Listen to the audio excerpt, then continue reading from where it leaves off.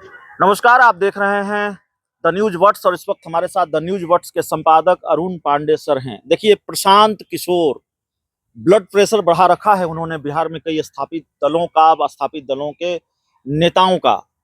प्रशांत किशोर सेंधमारियां कर रहे हैं। प्रशांत किशोर वोट बैंक को अपने साथ स्थापित वोट बैंक को, दूसरी पार्टियों के स्थापित वोट बैंक को, खासकर एमवाई समीकरण को, महिलाओं को अपने साथ जोड़ने की कवायद कर रहे हैं। महिला सम्मेलन कराया। हम बात करेंगे द न्यूज वर्ड्स के संपादक और बिहार के जाने माने पत्रकार अरुण पांडे सर से। महिला सम्मेलन पर हम बाद में आएंगे। सर, आज जो ताजा घटनाक्रम है, देवेंद्र यादव आरजेडी के बड़े नेता, पूर्व केंद्रीय मंत्री, वो शामिल हो गए हैं, माफ कीजिएगा, प्रशांत किशोर के साथ। बड़ी सेंधमारियां भी कर रहे हैं पशुपति प्रशांत किशोर। चुनाव जब नजदीक आता है ना, तो इस तरह से लोगों को शामिल कराया जाता है।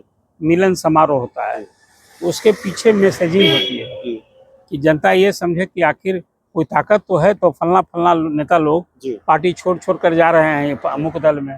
तो अब प्रशांत किशोर का जो अभी नया दल बनने वाला है, जन स्वराज पार्टी बनने वाली है, उसके पहले आपने चर्चा की कि पूर्व केंद्रीय मंत्री देवेंद्र प्रसाद यादव ज्वाइन कर रहे हैं।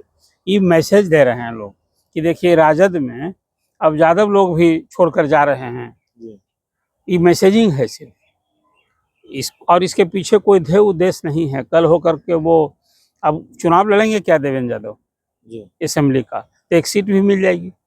ये मैसेजिंग के लिए होता है। अभी आपने देखा मोनाजिर हसन ज्वाइन किए थे, कर्पूरी ठाकुर जी की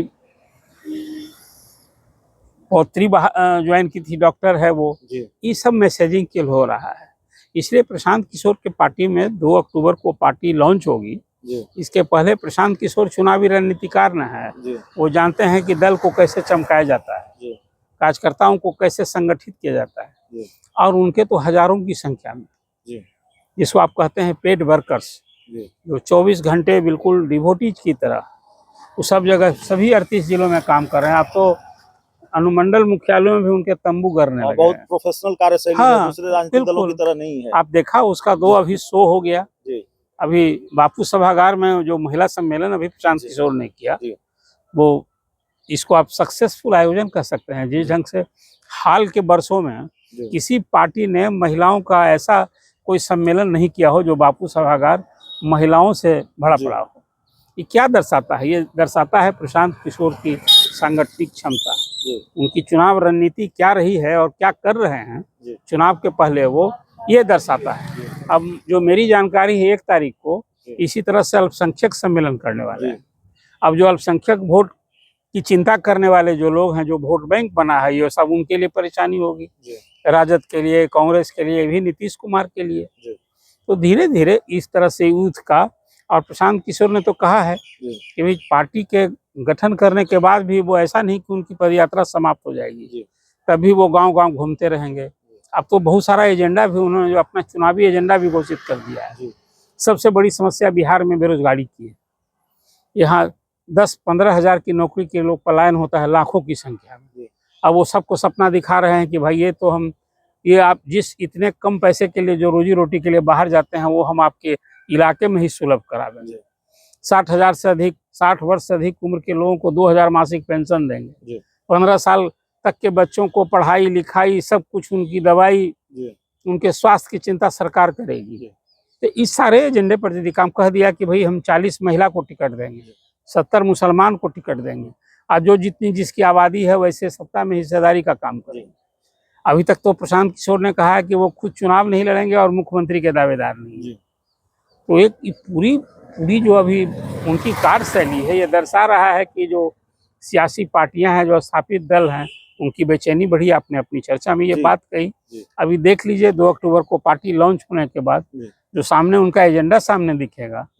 जो और एक बात और है, उन्होंने कहा है कि भाई दल से जुड़े नेता लोग का तो छवि सब जान रहे हैं, हम समाज में वैसे लोगों को टिकट देंगे, 2/3 टिकट तो वैसे लोगों को देंगे जो अपनी छवि के धनी माने जाते हैं, उन पर कोई विवाद नहीं है। प्रशांत किशोर के अब उस नर्सरी से कैसे कैसे चेहरा सामने आएंगे, और वो फिर क्या धाक जमे, भी तो अभी इंतजार कीजिए। चुनाव तो होना है 2025 के नवंबर महीने, लेकिन उसके पहले प्रशांत किशोर ने जिस ढंग से अपनी चुनावी रणनीति की घोषणा की है, जो रोज बोल रहे हैं। कभी नीतीश कुमार पर हमला, तेजस्वी पर लगातार हमला, कभी बीजेपी पर हमला। कहते हैं कि बीजेपी को आपने बिहार से इतनी ताकत दे दी एनडीए को, और ताकत दी एनडीए को, और सब विकास हो रहा है गुजरात में, तो प्रधानमंत्री पर भी हमला बोले हैं। तो कुल मिला जुलाकर प्रशांत किशोर की तो अभी परिकल्पना है कि आने वाला चुनाव में उनका मुकाबला नीतीश कुमार से एनडीए से सीधे होगा, तो राजद कहीं नहीं रखता। फिर राजद का क्या होगा, जो तेजस्वी मुख्यमंत्री बनने की राह में है। कुल मिला जुलाकर एक तस्वीर है। मुझे लगता है कि सीट कितनी आएगी वो तो चुनाव नतीजे के बाद होगा, लेकिन प्रशांत किशोर एक निश्चित रूप से आने वाले चुनाव में दोनों का खेल बिगाड़ने वाले हैं। प्रशांत किशोर दोनों खेमों का, एनडीए और इंडिया दोनों का खेल बिगाड़ने वाले हैं। इस पूरी रिपोर्ट में इतना ही। बहुत बहुत धन्यवाद।